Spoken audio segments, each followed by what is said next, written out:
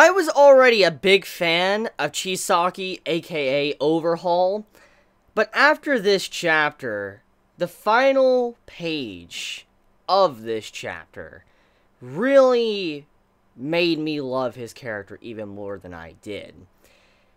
His mask, we know it is a reference to plague doctors. We have seen tidbits of his personality and how he likes to be clean. We have seen this, and I have talked about this multiple times in the past about Chisaki's character and what makes him different from the normal villain and how he is very interesting.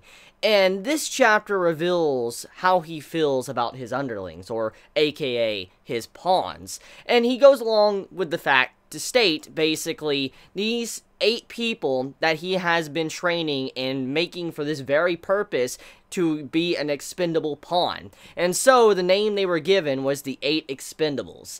That is very interesting because what this means is he doesn't really care about his underlings. He has no attachment to them. But on top of that, it shows what he feels about them and why he makes them wear the mask. Normally, when you see people have masks on and they're in an organization, usually it represents that organization, what that organization is, what, they look like, or their symbol. For instance, when you think of, let's say, One Piece, when you think of the Straw Hat Pirates, you think of Luffy's, actual crew, their pirate flag, individual pirate flags, you think of their individual symbol, and that's kind of what could be stated here when it comes to criminal organizations, like, for instance, the Mafia or something. Usually they wear suits, this certain similar suit, and in this case, as we look at Overhaul's entire operation, we look at his, overall organization as the Plague Mask. They have Plague Mask, so that's kind of what their symbol is, what we reference them to. And that is not the case. The overall symbol that we all thought it was, for instance, the Plague Mask, they all had this, wasn't for that, for them to all be similar. The reason why Overhaul makes his underlings wear this mask is because he doesn't want to breathe the same air as them. That is very interesting, because think about it. This means that he does not want to be in their, same space, because he realizes how heinous they are, how dirty they are, and he just doesn't want to breathe the same air as them. And so he puts on a plague mask on them, and then he wears one as well, because just in case, for an extra precaution. So that is a really interesting way to dive into his character at the end of the chapter. So what this means is that there is no loyalty, there is no trust, there is nothing between the individual. Maybe the underlings, the pawns, have trust or loyalty to Overhaul, but overall, Overhaul doesn't give an absolute shit about his underlings, his pawns. He doesn't care. He's willing to just throw them under the bus and let them be, the pawn, expendable. And that's kind of what this is trying to let us know. And this lets us know that all the characters that Overhaul hangs around, all these people, they're people he just doesn't want to be around or actually speak with without their Plague Mask on, because he doesn't want to breathe the same air. So with that being said, let's talk about the character design of Ryukyu. Oh my god. Horikoshi. Oh my god. Like, that design of Ryukyu was... Okay. I know this has probably already been said, but dude, that dragon straight up looked like Blue Eyes White Dragon. Like, just the face. Just the face alone looked like Blue Eyes White Dragon. And I'm like, whoa, like, yo. But let's just talk about everything else besides just the face. The overall way the design of the dragon is.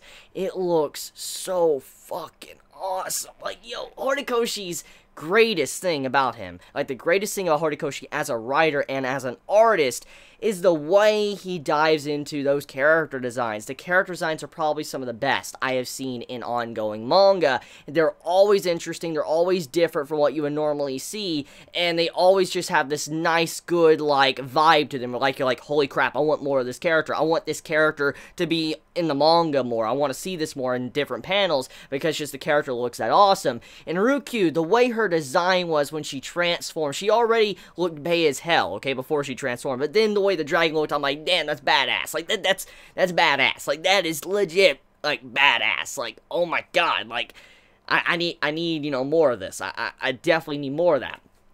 But, anyways, pushing that to the side, though, let's talk about the operation. So, the operation has begun. Basically, our heroes, our cast of characters, are finally going in to save Eri. Now, we can kind of gather from this chapter that not everything is going according to plan. They have carefully taken the time to set up everything to make sure everything is 100% win. That's what Night Eye has been trying to do. But after all of this setup, all of these little things he's been trying to do, there still seems to be some room for error because of what was stated in this chapter.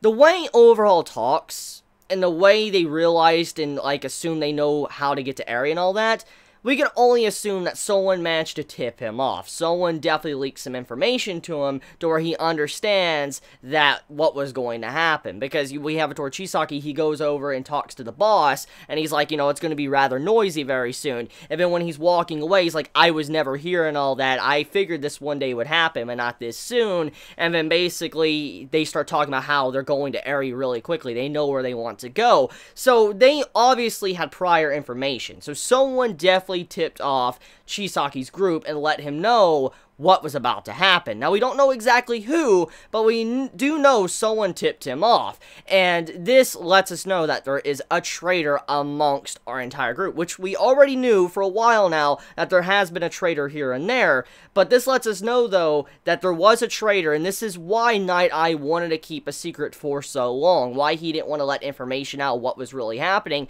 because if he was, Chisaki's group would have already been tipped off, and then it would have been just GG right there, and then they would have gotten away. It would have been completely useless. So, it's still a possibility for Night Eye's entire operation to be successful. But it really depends on the fact of how quickly they can get to Eri, but also how they can find out the escape routes. Because we gotta remember this. When Night Eye's ability, he was able to figure out the quickest route, which was stated in this chapter, the quickest route to get to Eri, which is a good thing, because that means there's no delays.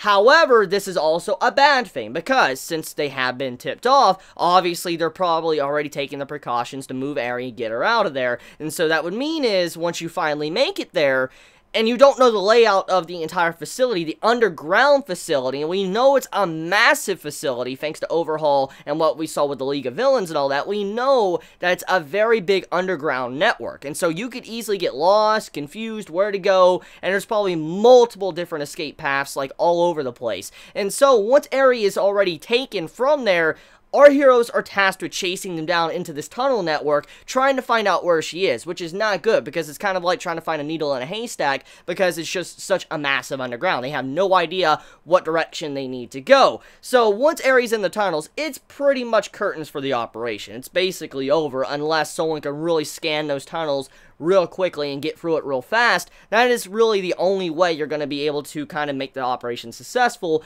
if she does get removed from that room. Anyways, though, another thing that needs to be dived into is the fact that this is the first time our characters, like our class, has actually went into a real operation. They have been in countless dangers once before in previous arcs of Boku no Hero Academia. We have seen Izuku constantly face up against villains and all of this, and other characters as well. However, with all of these different things that have happened to our characters, that was never necessarily official. They were always in the middle of a training camp, they were always doing something in the middle of a tournament, or, you know, they just wanted to save someone and it wasn't really official at all. It was under the books, or, you know, basically something that wasn't right. They were not really allowed to do so. But for the first time in Boku no Hero Academia, our characters are actually allowed to go after villains. This is their first operation outside of school to where they're actually tasked with helping someone, being an actual hero, and that is what is being displayed here. They're finally doing real hero work. They're not, you know, getting interrupted in the middle of a training session. They're not going around the law and breaking the law to be able to save someone. They're not doing that. For the first time, this is their first operation they're a part of. And so this is definitely going to be something very special for their track record for the future of when they want to be a hero, because of how the world of Boku no Hero Academia works. But also, this is probably going to have a lot of weight to it, because once this operation is over, I feel like all of our characters are probably going to look back to this arc, look back to whatever happened here, and realize what they can improve on and better themselves from. And so this is a really important moment for the series, for our characters that are participating in this, you know, operation. So, yeah. one other thing I do want to talk about is Aizawa being there and how he states, like, you know what I'm doing. I'm, back here and all that. Basically trying to remind Izuku not to go crazy and do something stupid and hurt himself. He is basically there saying, even though I'm not going to be right behind you, you better not try anything that you're going to regret. Basically, that's what Aizawa was saying, which I really like that. So good shit, Aizawa. Trying to keep, Izuku in line. Just being a very good teacher. He's always been a good teacher, and seeing that once again how he's reminding Izuku. Good stuff. And also, Izuku saved someone in midair, too. He jumped up and saved someone. That was, wow, that was badass as hell. So, yeah. Oh, yeah, and also, Gran Torino, he's not there as well, which is kind of depressing in a way, because I wanted more Gran Torino, but he's not going to be there, which is understandable because he's hunting down the League, and apparently there was another, lead or something to the League of Villains, which came from the investigator, the police investigator and all that we've seen talk to, All Might constantly. It was actually given to him and given to, Gran Torino. Gran Torino's like, okay, but he left the operation and had to go help out, so he's not going to be there. He's not going to be able to help out Izuku and all of them or watch his back, so there's definitely something else going on behind the scenes that we're unaware of, so most likely that's going to be dived into once this arc is, done, because that's probably important too. Whatever Gran Torino's having to do, most likely it is important. Unless it is the spy setting up Gran Torino to get away from the operation for he doesn't interfere with whatever Overhaul is doing. So, that's also a possibility, because we do know there has to be a traitor because of what we have seen previously in all the individual arcs, but also in this chapter as well. So, let me know your thoughts in the comments below. I love you all so much. You have a wonderful day or night wherever you live. Please be safe. Chibi out.